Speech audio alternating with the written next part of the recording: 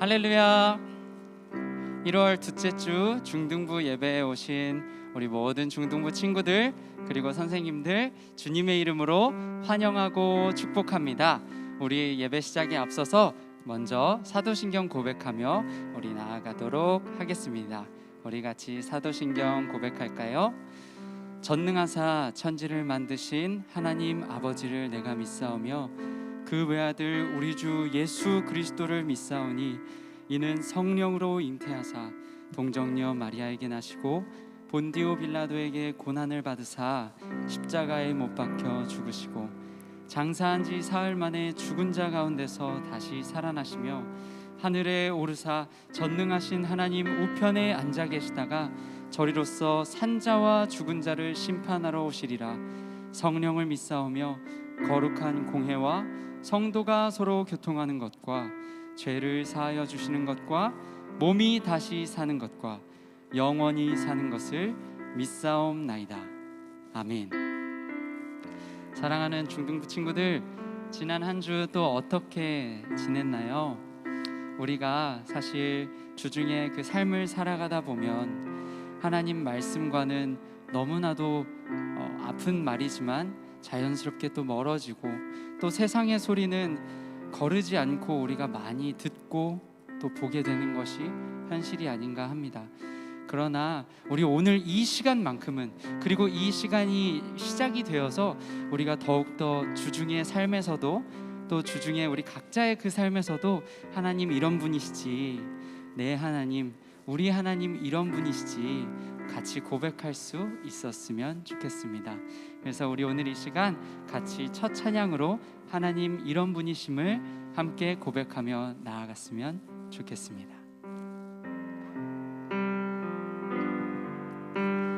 하나님 사랑 변치 않는다. 하나님 사랑 변치 않는다. 세상 다 변하고 날 버린다 해도 하나님 사랑 변치 않는다. 다시 한번 고백할까요? 하나님 사랑 변치 않는다. 하나님 사랑 변치 않는다. 세상 다 변하고 날 버린다 해도 하나님 사랑 변치 않는다. 하나님 내 길 인도하신다. 하나님 내 길 인도하신다. 하나님 내 길 인도하신다. 나의 가는 길 다 주님께 있으니 하나님 내 길 인도하신다. 다시 한 번 더 고백합시다. 하나님 내 길 인도하신다. 하나님 내 길 인도하신다.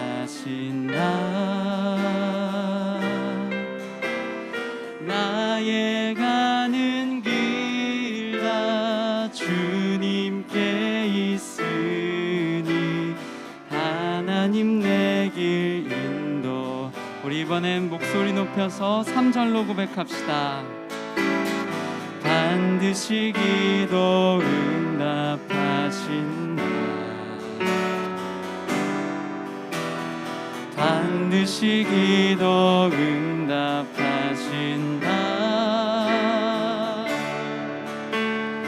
때론 나의 뜻과 다른 길이라도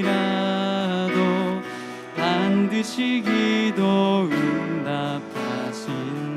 다시 한 번 더 반드시 기도 응답하신다. 반드시 기도 응답하신다.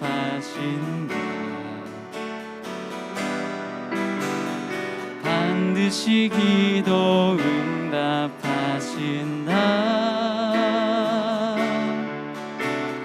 때론 나의 뜻과 다른 길이라도 반드시 기도 응답하신다. 우리 목소리 높여 4절로 고백합시다. 하늘의 것을 구하면 산다. 하늘의 것을 구하면 산다. 세상 헛된 것에 소망 두지 말고 하늘의 것을 구하면, 다시 한 번 더 하늘의 것을 구하면, 하늘의 것을 구하면 산다. 하늘의 것을 구하면 산다. 세상 헛된 것에 소망 두지 말고 하늘의 것을 구하면 산다. 하늘의 것을 구하면 산다. 하늘의 것을 구하면 산다. 사랑하는 중등부 친구들, 우리가 하늘의 것을 구하고 또 때론 나의 뜻과 다를지라도 나를 인도하시는 분이, 나를 사랑하시는 분이, 나를 포기하지 않으시는 분이 우리 하나님이심을 어쩌면 잘 알고 있는지도 모릅니다. 그런데 여러분, 정말 그 알고 있는 대로, 믿고 있는 대로 살아내기 정말 쉽던가요? 선생님은 참 어려웠던 것 같아요. 그래서 오늘도 우리 예수님을 바라볼 수밖에 없는 것 같습니다. 우리 오늘 이 시간 하나님, 내가 예수님이 보이신 그 사랑 의지해서 하나님께 나아갑니다. 우리 같이 이렇게 고백하며 나아갔으면 좋겠습니다. 주의 보좌로, 주의 보좌로 나아갈 때에 어떻게 나가야 할까? 나를 구원한 주의 십자가, 그것을 믿으며 가네. 다시 한번 주의 보좌로, 주의 보좌로 나아가. 나 여전히 부족하나, 나 여전히 부족하나.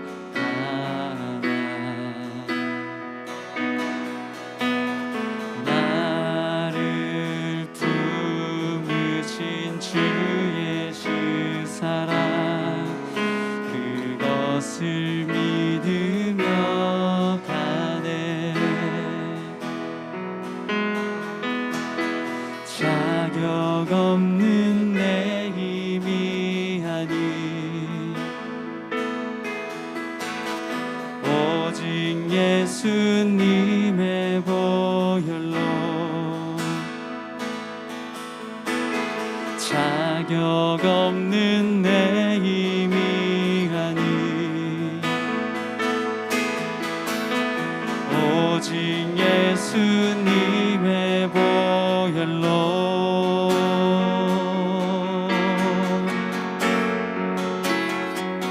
십자가의 보혈, 완전하신 사랑, 힘입어 나갑니다.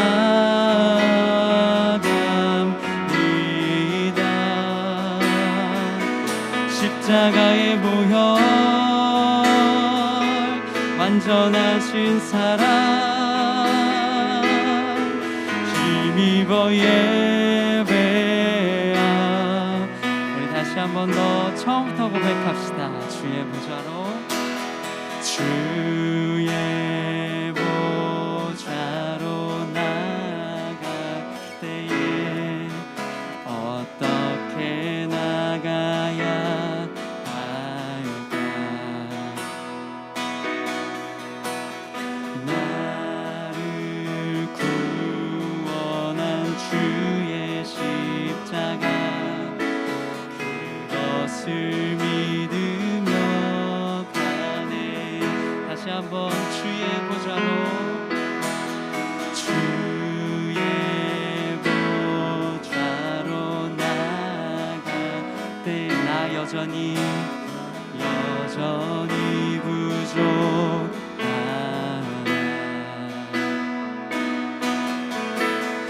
나를 품으신 주의 그 사랑 그것을 믿으며 가네. 우리 이 십자가 앞에 이렇게 고백합시다.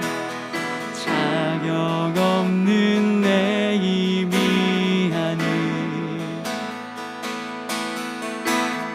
오직 예수님의 보혈로 자격 없는 내 미안이 오직 예수님의 보혈로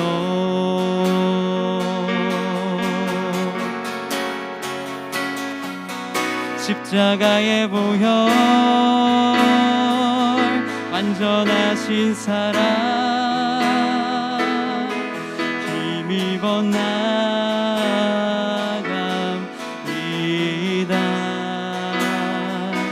십자가의 보혈 완전하신 사랑 힘입어 예배합니다.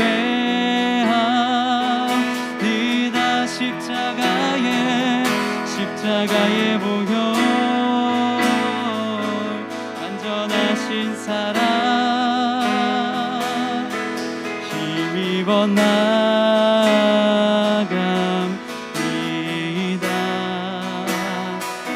십자가의 보혈 완전하신 사랑 힘입어 예배함. 십자가의 보혈 십자가의 보혈 완전하신 사랑 힘입어 나갑니다.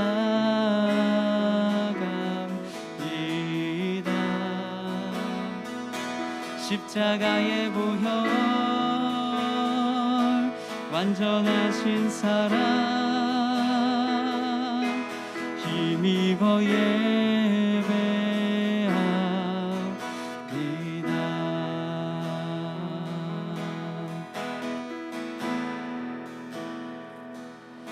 주의 사랑의 품에 주의 사랑의 품에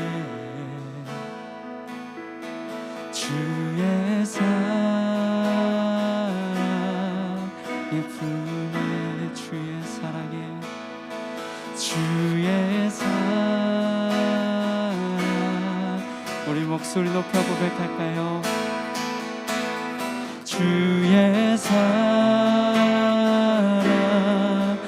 품에 주의 사랑의 품에 주의 사랑의 품에 주의 사랑. 우리 다시 한번 목소리 높여서 주의 사랑의 품에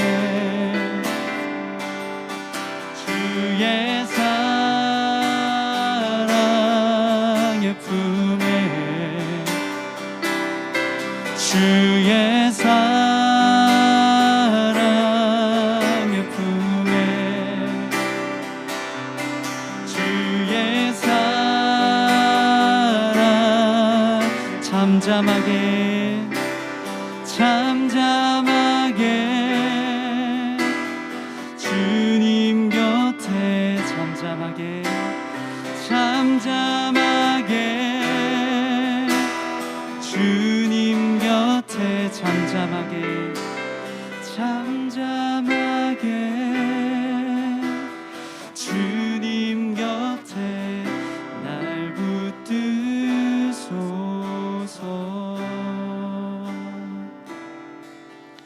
사랑하는 중등부 친구들, 오늘 이 시간 우리를 위해서 죽으시고 우리를 위해서 부활하실 뿐만 아니라 죄인을 위해서 지금도 살아서 간구하시는, 기도하시는, 우리의 삶의 가장 가까운 곳에서 우리를 도우시기 원하시는 예수님 의지해서 함께 기도했으면 좋겠습니다.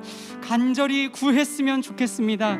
주님, 오늘 이 시간 주님의 말씀 받을 때에 우리의 마음이, 우리의 시선이, 우리의 귀가 하나님의 말씀을 향해 활짝 열릴 수 있도록 주님 인도하여 주시옵소서. 오늘 이 시간에도 누구보다 열심히 앞서 싸우시고 일하시며 은혜 주시기 원하시는 주님을 발견할 수 있도록 주님 은혜 더하여 주시옵소서라고 우리 오늘 이 시간 함께 기도하며 나아가도록 하겠습니다. 주여, 오늘 이 시간 우리의 마음을 주님 앞에 올려드립니다. 비록 우리의 마음은 연약하나 아버지, 비록 우리의 삶은 쉽게 방황하나 오늘 이 시간 주님 더욱더 바라보며 나아갈 수 있도록 주님 인도하여 주시옵소서. 아버지, 우리의 연약함을 아시는 주님, 아버지, 우리의 연약함을 친히 담당하신 주님 바라보며 우리의 온전한 마음 드리며 나아가는 이 예배 드릴 수 있도록, 이 예배 드릴 수 있도록 주여 인도하여 주시옵소서.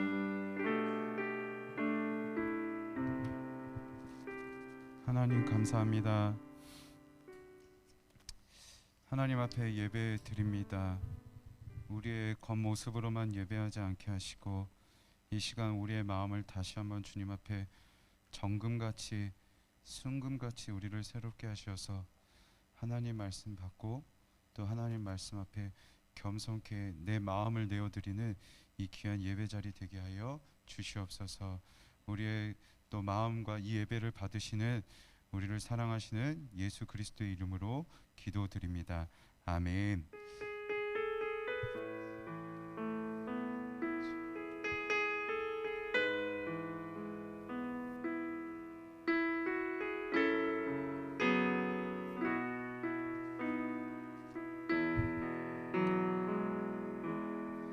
네, 여러분 반갑습니다. 네, 여러분 반갑고요. 네, 우리 광고를 한번 그러면 먼저 나누고 하나님 말씀 받을게요. 네, 실시간 영상 예배 우리가 계속 드리고 있고 정부의 이 사회적 거리두기 방침이 조정되는 대로 여러분 또 우리 일산교회에서도 거기에 맞춰서 어떻게 예배를 드릴지 속히 결정한 뒤에 여러분들에게 또 다시 공지해 드리도록 하겠습니다. 유튜브 채널 일산교회 청소년 예배고 여러분 채널 구독해 주시면 감사하겠습니다. 중등부 수료 예배가 2021년 올해 이제 1월 31일 마지막 주일에 있습니다. 네, 이게 이제 중등부 3학년 친구들은 이게 중등부 마지막 예배가 되겠고요. 또 우리 이제 한 반씩 올라가게 될 겁니다. 우리 지금 이제 영상 광고가 준비되어 있는데 네, 우리 영상 광고를 먼저 보겠습니다.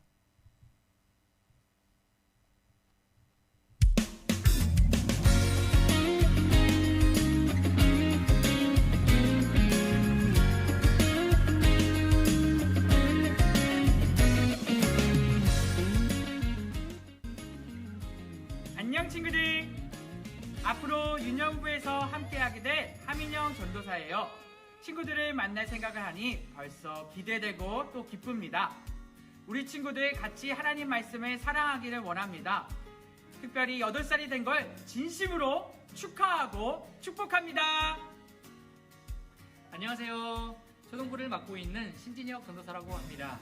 우리 친구들 2021년도 함께 초등부에서 예배하게 될 텐데 전도사님과 선생님들이 너무너무 기다리고 있어요. 우리 함께 빨리 예배해요. 사랑하는 일산교회 초등부 6학년 여러분 안녕하세요. 저는 중등부 윤종문 목사입니다. 여러분을 속히 만날 날만 애가타게 기다리고 있습니다. 우리 얼른 중등부에서 만나서 함께 하나님을 알아가고 또 하나님 안에서 나를 발견해가는 기쁨을 누리면 좋겠습니다. 안녕 우리 중3 친구들, 여러분과 2월부터 함께할 고등부의 오성진 목사입니다. 우리 빨리 올라와서 고등부에서 서로 사랑하고 또 우리 행복한 고등부 함께 만들어갔으면 좋겠어요. 반갑습니다. 저는 청년부 담당 사역자 서인원 목사입니다. 요한복음에 보면 예수님께서 제자들을 부르실 때 이렇게 말씀하십니다. 와서 보라. 저도 예수님의 본을 따라 여러분에게 이렇게 말하고 싶습니다. 일단 두루와 와서 예수님 알아가고 함께 믿음의 교제들 이루어갔으면 좋겠습니다. 감사합니다. 2월 7일 주일에 만나요. 사랑합니다.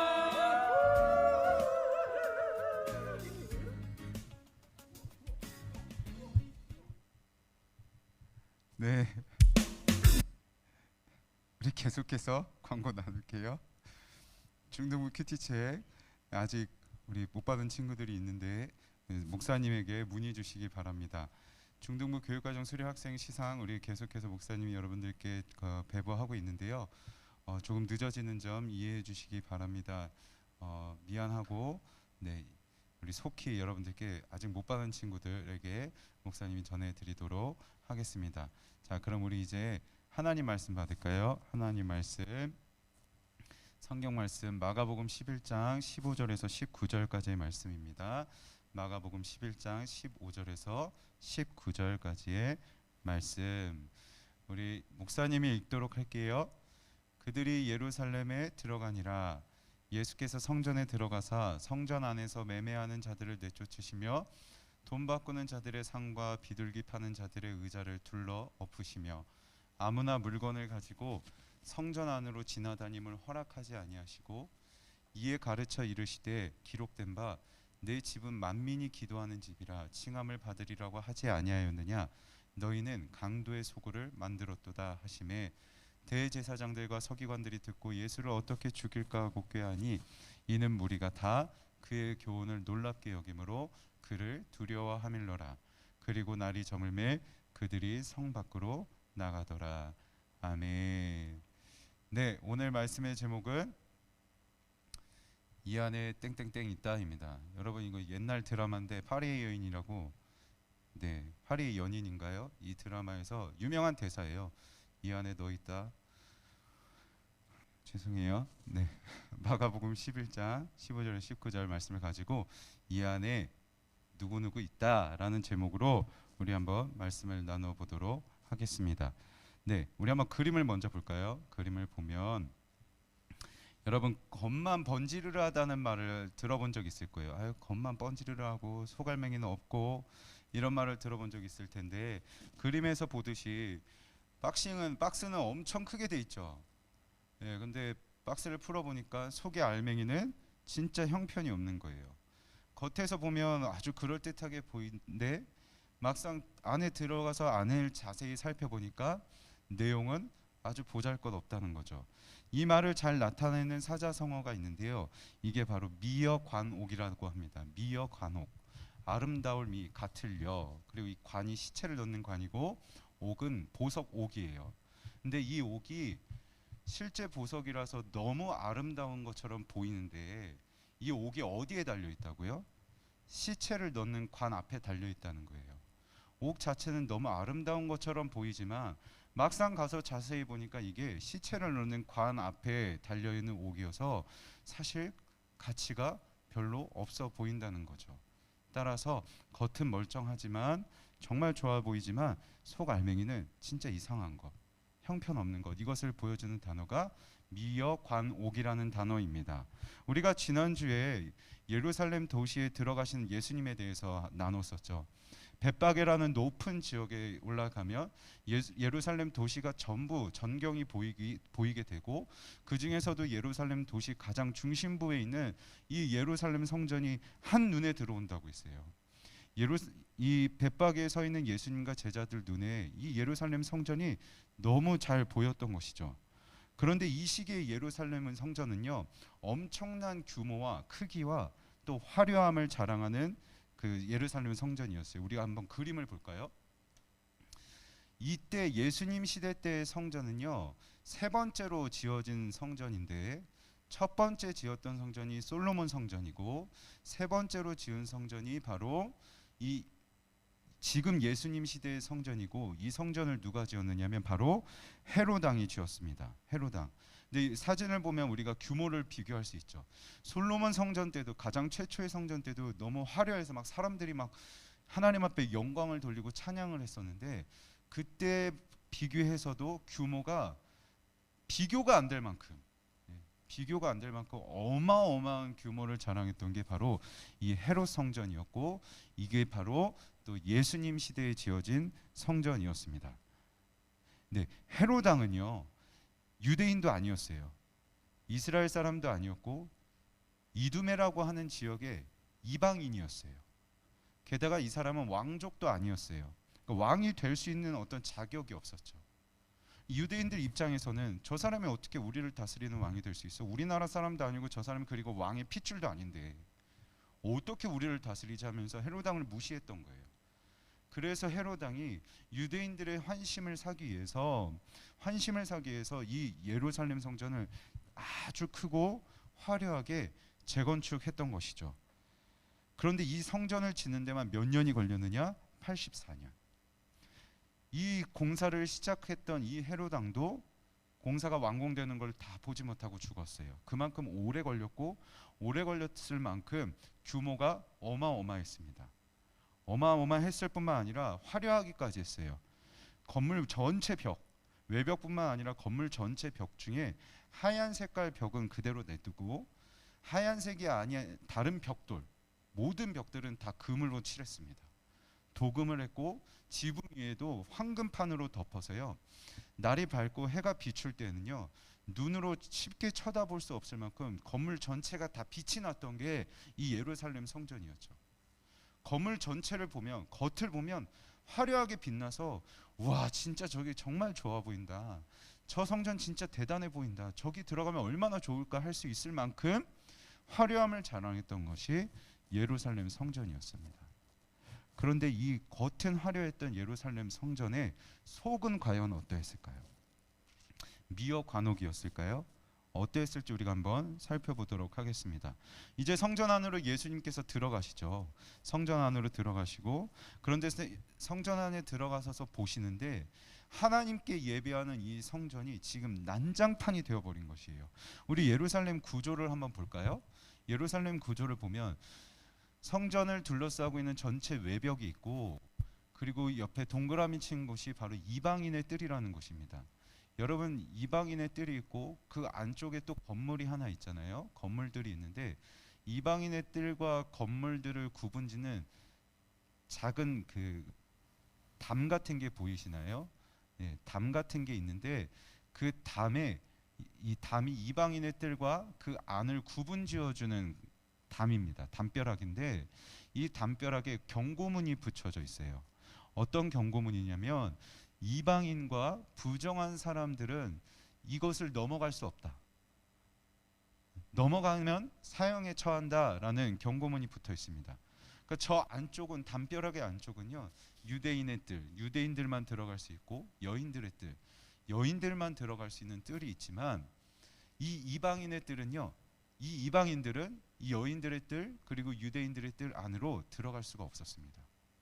이것을 바꿔 말하면요, 담벼락 안쪽은 유대인과 또는 여인들만 들어갈 수 있었고, 부정하지 않은 사람들만 들어갈 수 있었는데, 반대로 이방인의 뜰은요, 이방인도 들어갈 수 있었고, 부정한 사람들도 들어갈 수 있었고, 남자든 여자든 들어갈 수 있었고, 또 유대인 여자들도 다 들어갈 수 있었던 곳이 바로 이방인의 뜰이었죠. 그만큼 이 이방인의 뜰은요, 넓이가 엄청 넓었어요. 가로의 길이가 약 344m 정도 될 정도로, 네, 아주 넓은 지역이었고, 이 장소에 가장 많은 사람들이 몰리게 되죠. 그러니까 이방인의 뜰은요, 예루살렘 성전 전체 중에서 가장 많은 사람들이 오고 가는 곳이 바로 이 이방인의 뜰이었습니다. 그런데 이곳에서 성전의 실체가 드러나요. 이곳에서 실체가 드러나는데, 우리 한번 말씀을 보시죠. 말씀을 보시면 그들이 예루살렘에 들어가니라. 예수께서 성전에 들어가사 성전 안에서 매매하는 자들을 내쫓으시며 돈 바꾸는 자들의 상과 비둘기 파는 자들의 의자를 둘러 엎으시며. 아멘. 네, 여러분, 재물, 이제 사람들이 예루살렘으로 들어오면 예배를 드려야 하잖아요. 예배를 드릴 때 무엇이 필요했냐면 재물이 필요했어요. 재물을 죽여서 내 죄를 거기다 쏟아내고, 그리고 하나님 앞에 드려서 죄를 용서받는 속죄 제물이, 죄를 용서받는 제물이 필요했는데, 이 제물은요 어떤 것들이었느냐? 소 그리고 양. 가난한 사람들은 비둘기를 하나님 앞에 제물로 드려야 했어요. 왜냐하면 소나 양을 살 수 있을 만한 돈이 없었기 때문에. 그래서 가난한 사람들은 비둘기를 제물로 드려야 했어요.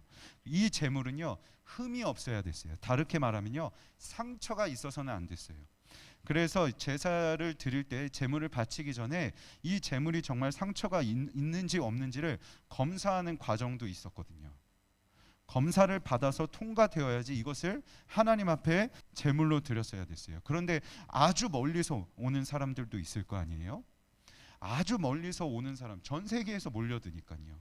절기가 되면 아주 멀리서 오다 보면, 내가 내 소와 양을 끌고 오다 보면 상처가 안 날 리가 없잖아요. 흠이 안 생길 리가 없잖아요. 그래서 이런 사람들을 위해서 예루살렘에서 지정한 곳이 있었는데, 그곳이 무엇이냐? 바로 흠이 없는 재물을 사고 팔 수 있는 시장을 만들어줬어요. 이 공식적이고 허용된, 허락된 시장이 예루살렘에 몇 곳이 있었냐면 4군데가 있었습니다. 이 4군데에서 흠이 없는 재물을 사고 팔 수가 있었어요. 그런데 이 흠이 없는 재물을 사고 팔다 보니까 돈이 엄청 많이 벌어지는 거예요. 이득이 엄청 많이 생겨나는 거죠. 그래서 대제사장들, 이 제사장들 가운데 욕심이 생겨가지고 이 시장을 어디로 이동시키느냐? 바로 사람들이 가장 많이 머무는 이방인의 뜰로 다 보냅니다. 다른 곳에 있었던 이 4가지의 시장을, 4곳의 시장을 이방인의 뜰, 사람들이 가장 많이 다니는 저 이방인의 뜰로 시장을 옮겨버려요. 왜냐? 사람들이 가장 많이 다니니까 저곳이라면 돈을 더 많이 받을 수 있겠죠. 뿐만 아니에요. 사람들이 재물을 가지고 와서 판정을 받아요. 그런데 흠이 없는데도, 상처가 하나도 없는데도 고의적으로다가 부적격 판정을 내리는 거예요. 상처 있어요? 안 돼요. 안 돼요. 이 재물을 하나님 앞에 못 드려요.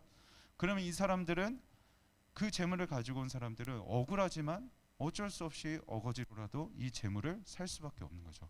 그렇게 불법을 행하여서 자신의 탐욕을 채우는 것이 이 성전의 실체였었던 것이에요. 이 일만 있었던 것이 아니에요.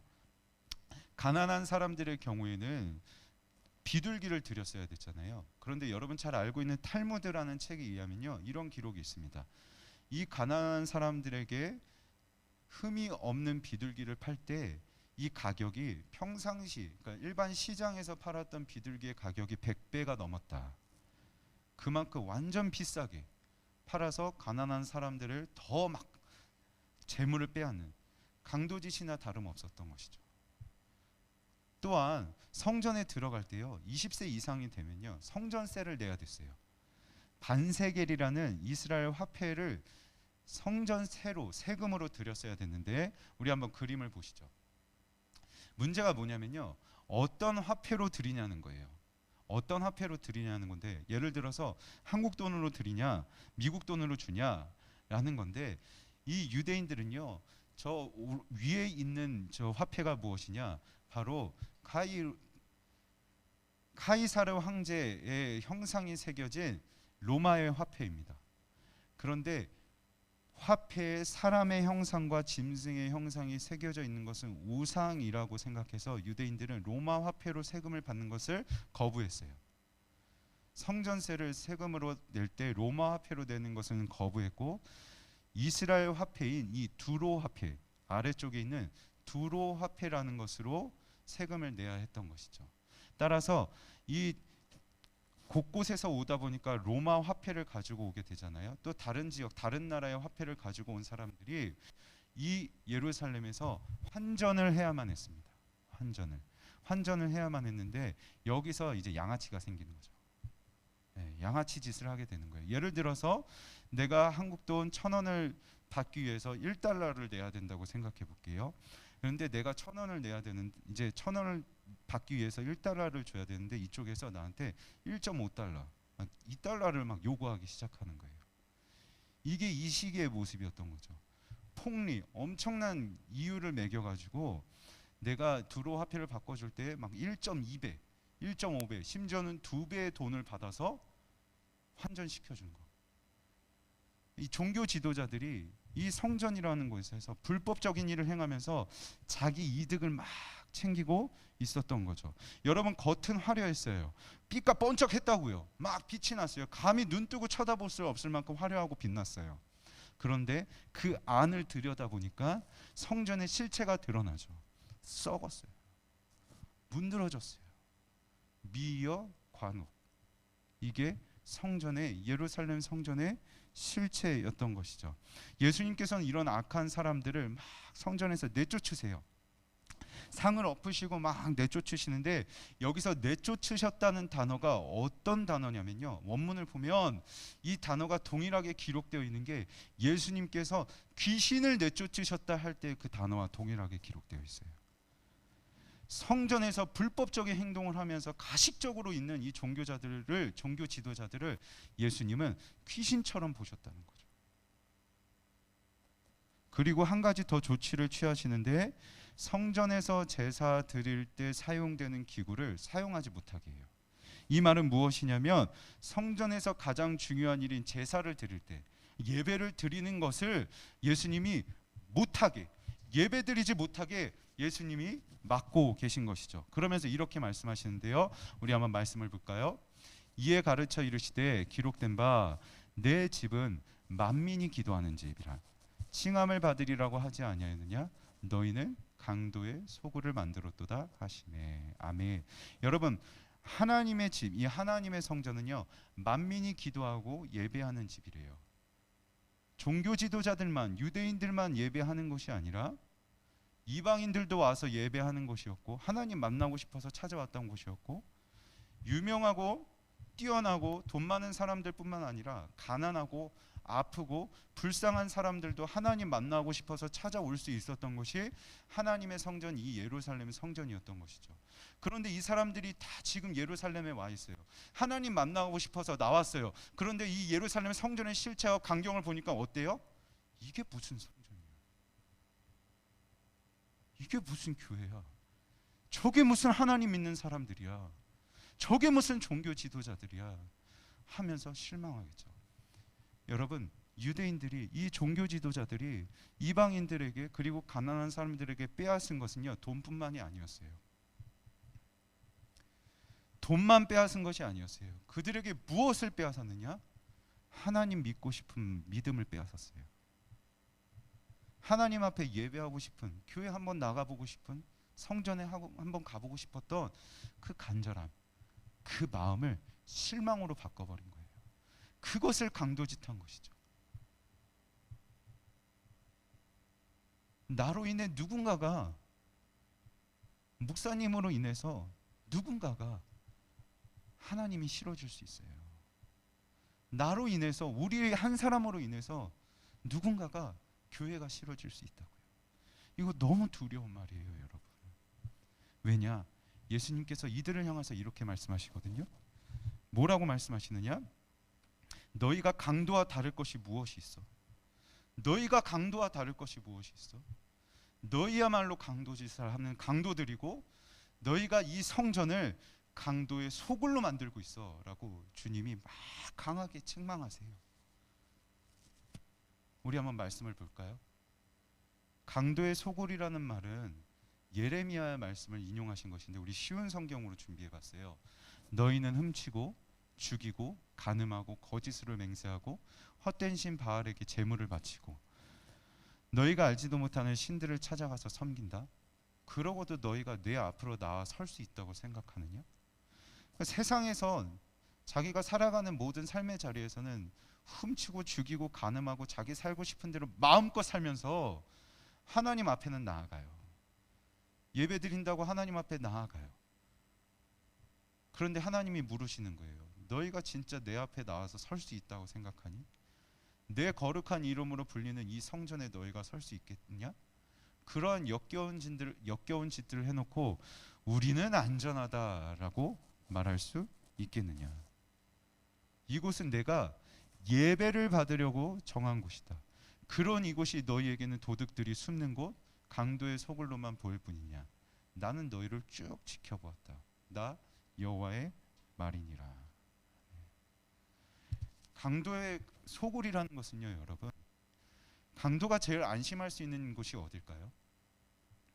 도둑들이 나가서 도둑짓을 해놓고 막 쫓겨다니고 두려워하다가 들킬까봐 그러고 다니다가 가장 안심하면서 아휴 이제 안 걸리겠지 나 살았다 하는 곳이 어딜까요? 자기 아지트죠. 아무도 모르는 자기 아지트, 즉 소굴, 도둑들의 소굴, 강도의 소굴.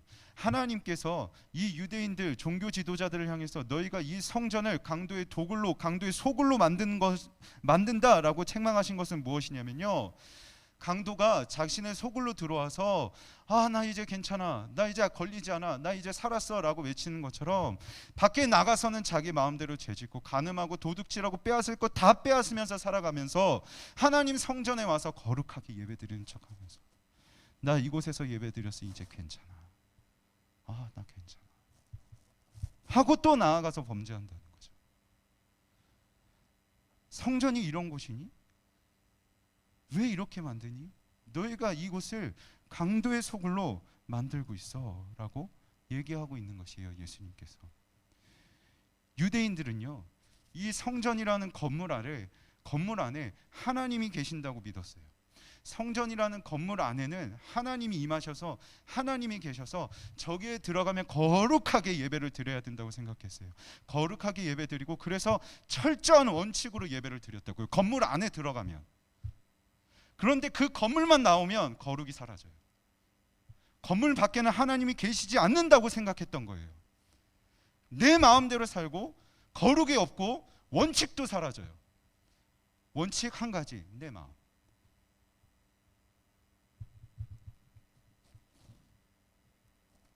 이게 이들의 정체성이었다고요. 저 하나님이 계신 곳에서만 내가 잘하면 돼. 이게 유대인들의 종교 지도자들의 정체성. 그래서 밖에서는 자기 마음대로 살면서 성전에 와서는 아, 나 이제 예배드렸으니까 나는 저 하나님 계신 이 성전 안에 들어왔으니까 나는 괜찮아 하면서 안심하는, 그렇게 성전을 강도의 소굴로, 아지트로 만들고 있는 거죠. 우리가 여기서 짚고 넘어가야 할 것이 있어요. 예수님께서 왜 제사를 못 드리게 막으셨을까요? 성전에 사용하는 이 도구들을 움직이지 못하게 하면서 너 그거 예배드리러 가져가지 하면서 예배를 드리지 못하게 막으셨다고요. 예수님께서 예배드리는 것을 싫어하시기 때문에 막으셨을까요? 아니요. 저들의 실체를 아셨기 때문이에요. 예수님은 저들이 진실되지 못했다는 것을 아셨어요. 그래서 너 그 가식적인 예배 드리지 마, 거짓 투성이의 예배 드리지 마 라고 하나님이 예수님께서 예배 드리지 못하게 막고 계신 것이죠. 그만큼 예수님은 우리가 진실되길 원하세요. 정말 예수님은 우리가 진실되길 원하세요, 여러분. 예배의 자리뿐만이 아니라 어디에서든 하나님은 우리가 진실되길 원하세요. 공간을 넘어서서 진실되길 원하세요. 혹시 우리에게도 이런 생각이 있지 않나요? 나 저 안에 들어가서 예배 드리니까, 나 그래도 교회 다니니까 다 괜찮아. 그런데 이 예배의 자리에 와서도 여전히 죄지을 궁리만 하고 있죠. 우리는 우리의 생각을 바꿀 필요가 있어요. 교회에만 하나님이 계실까요? 이 건물 안에만 하나님이 계셨을까요? 건물 밖에는 하나님이 계시지 않을까요? 아니요. 하나님은 어디에든 계세요. 하나님은 어디에든 계시기 때문에 어디에서든 우리가 하나님 앞에 예배하듯 살아가길 원하세요. 하나님은 어디에든 계셔서 우리가 하나님 앞에 진실되길 원하세요. 그래서 하나님이 한 가지 방법을 택하세요. 우리 스스로 우리가 진실되지 못하니까요, 하나님이 우리에게 가장 가까운 곳에 찾아오셔서 우리가 진실될 수 있도록, 내가 너의 어디에 있어? 내가 너의 어디에 있으니 진실되어야 하지 않겠니? 진실되어야 하지 않겠니? 라고 자꾸만 우리에게 말씀해 주시기 위해서 우리의 가장 가까운 곳으로 찾아오셨는데 그곳이 어디냐? 우리 한번 말씀을 보죠. 고린도전서 3장 16절입니다. 여러분은 자신들이 하나님의 성전인 것과 하나님의 성령께서 여러분 안에 계신다는 것을 사실 알지 못합니까? 오늘 우리의 설교 제목이 이거였죠.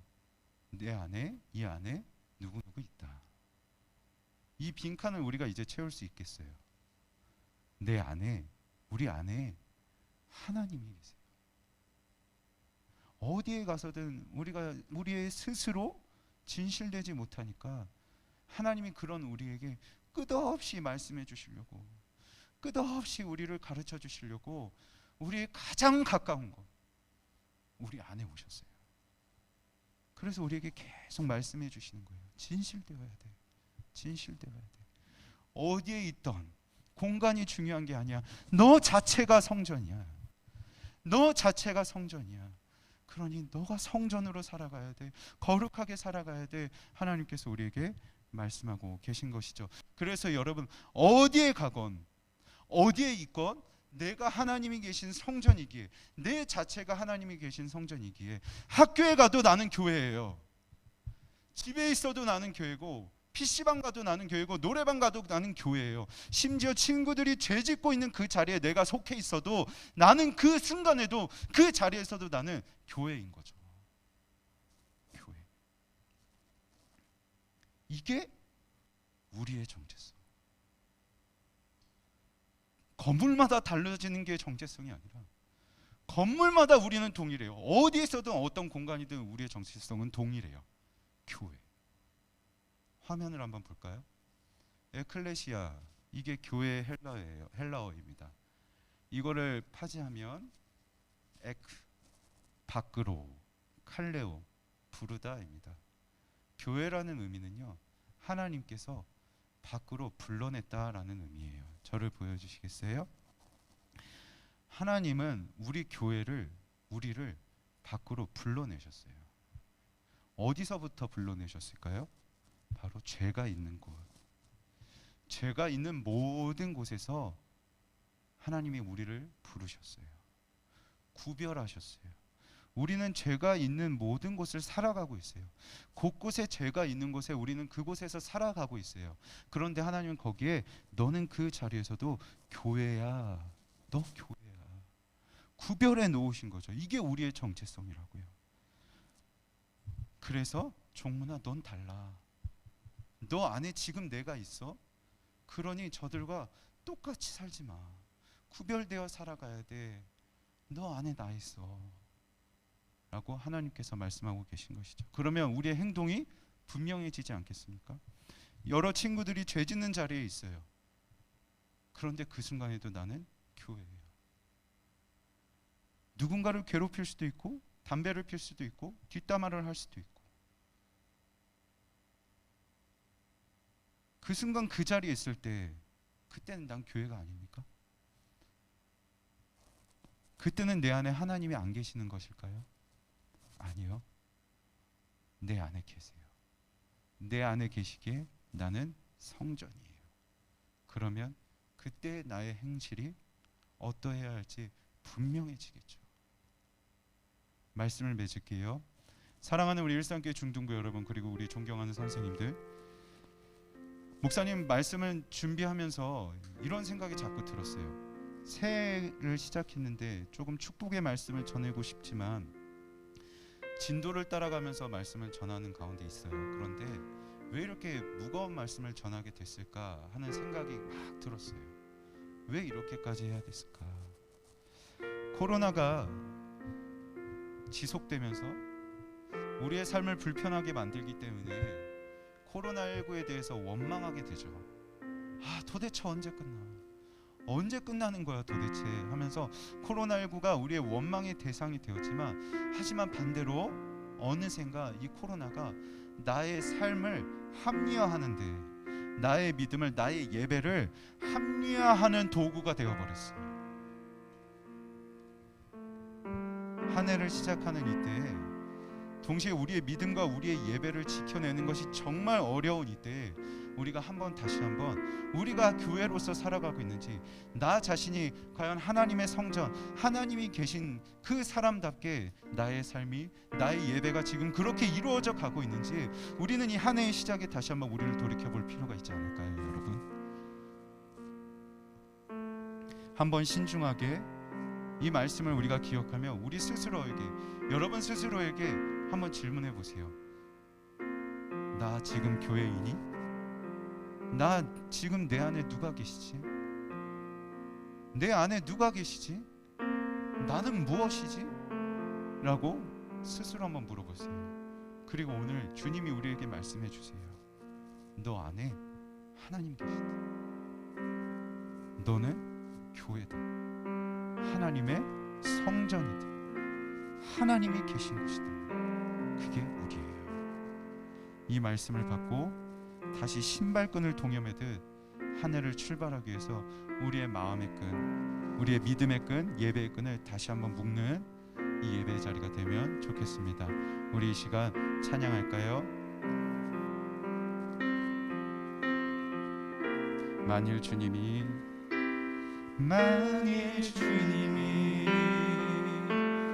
나를 보시며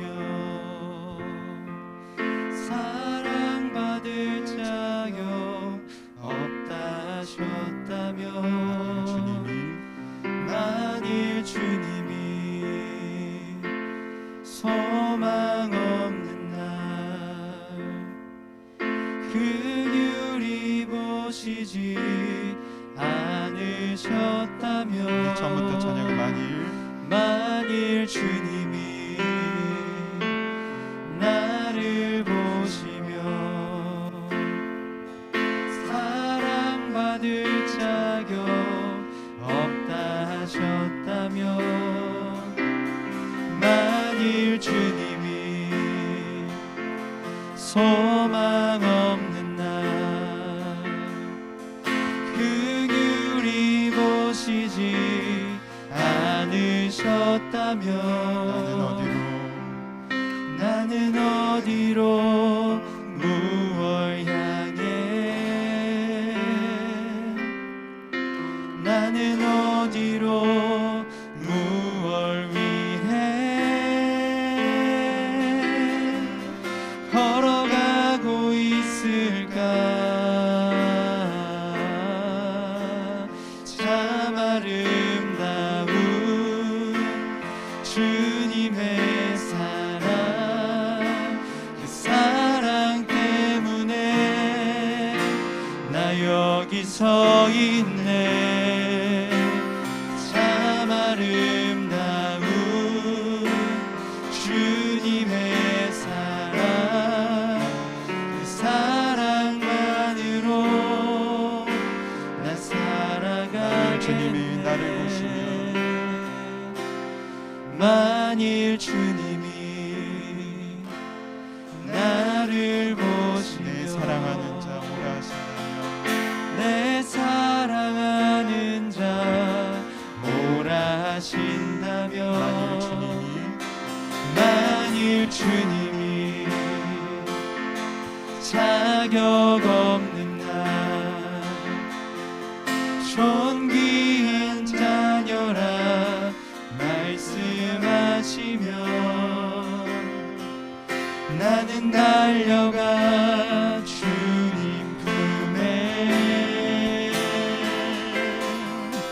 나를 부르신 주의 집에 영원히 거하리.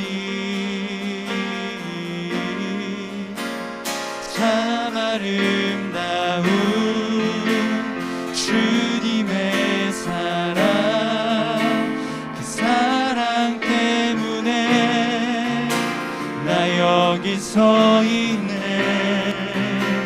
참 아름다운 주님의 사랑, 그 사랑만으로 난 참 아름다운 주님의 사랑, 참 아름다운 주님의 사랑,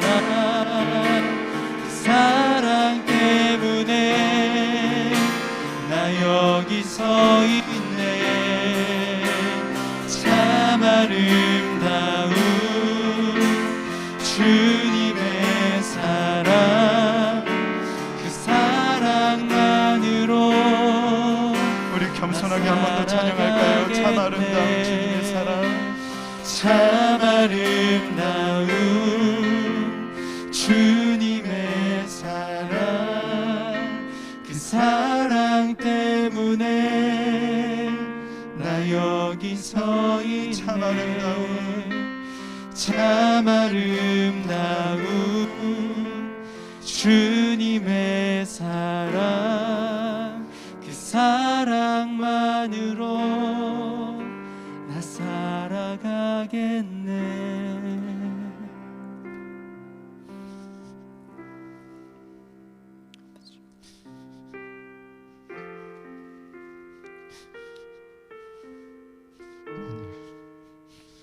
만일 예수님이 우리의 실체를 보시고 야 윤종분 너 사랑받을 자격 없어, 윤종분 너 주제에 감히 예배드려, 너 예배할 자격 없어 하시면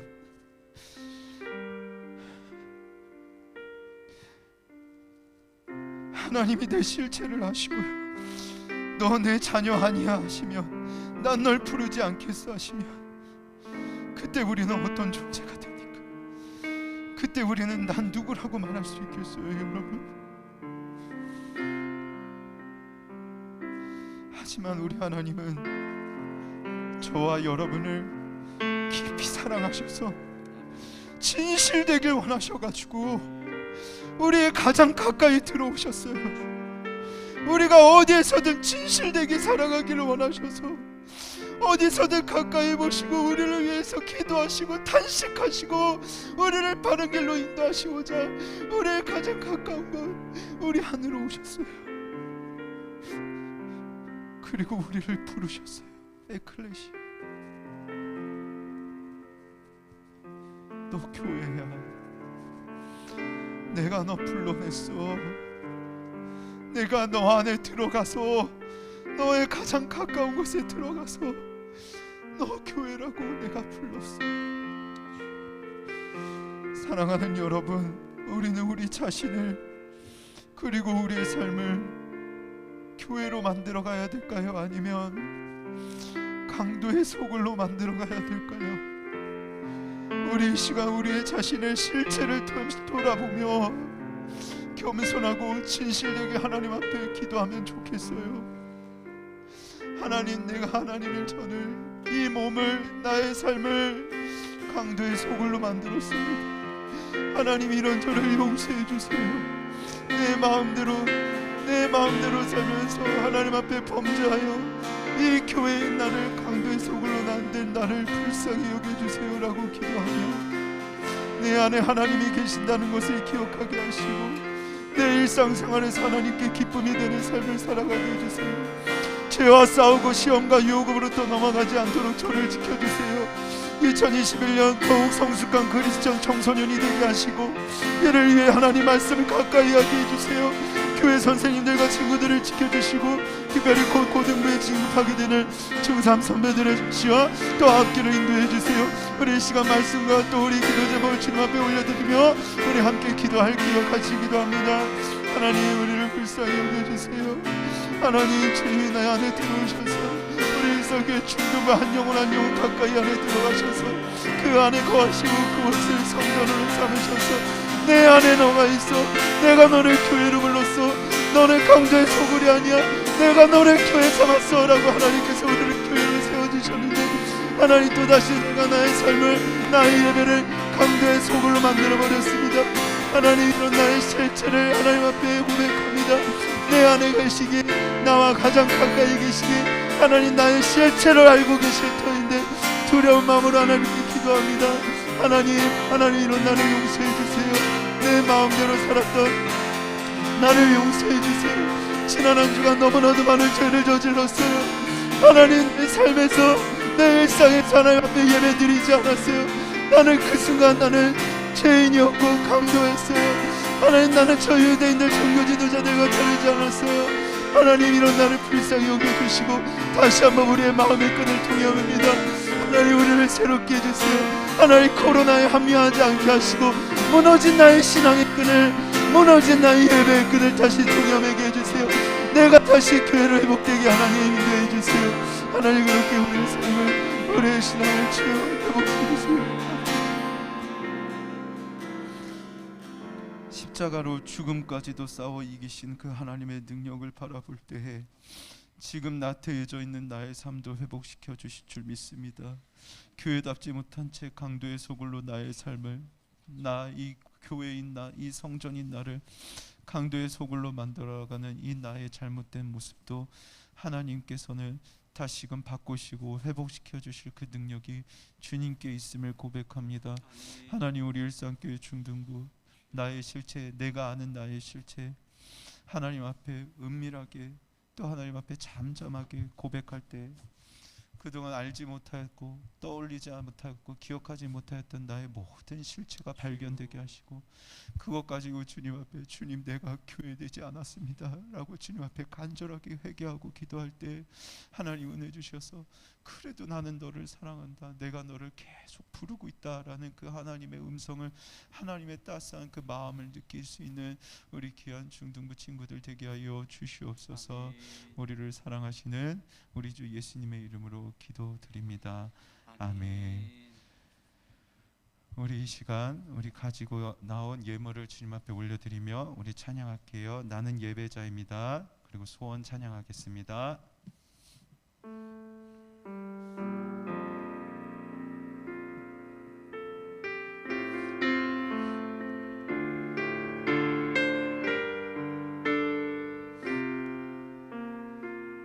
나는 하나님을 예배하는, 나는 하나님을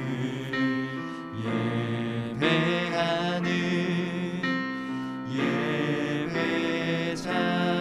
예배자입니다. 내가 서 있는 곳 어디서나 하나님을 예배합니다. 내 영혼 거룩한 은혜를 향하여 내 마음 완전한 하나님 향하여 이곳에서 바로 이 시간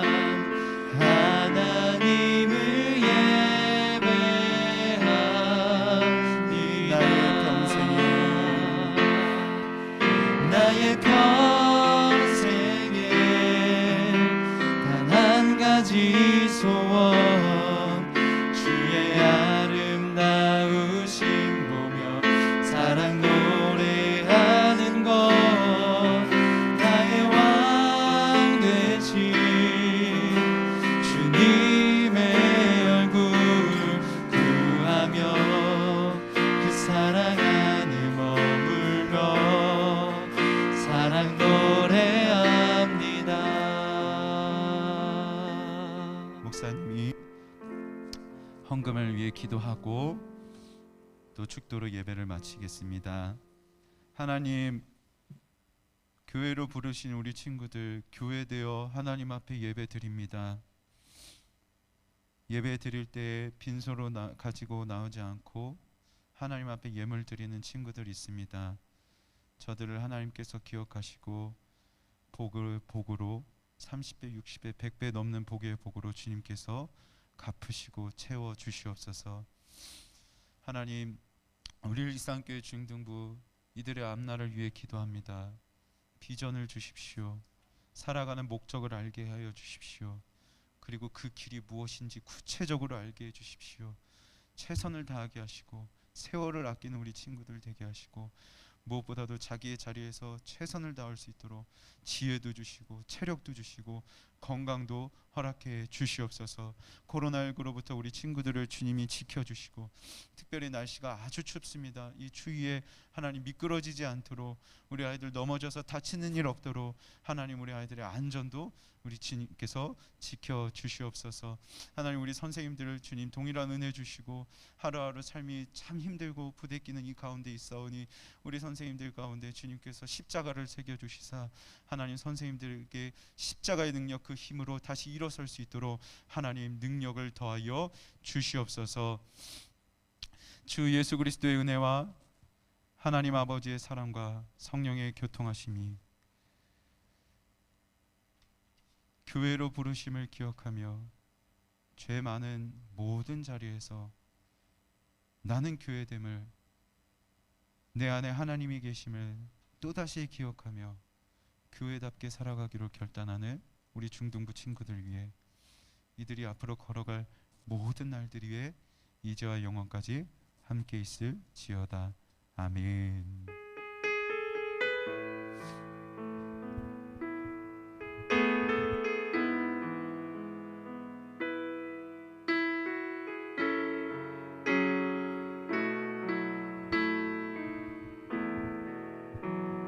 네, 여러분 예배 마쳤습니다. 주위에 건강하시고 또 코로나 조심하시고 다시 볼 때까지 우리 건강하게 믿음 잘 지키다가 만나면 좋겠습니다.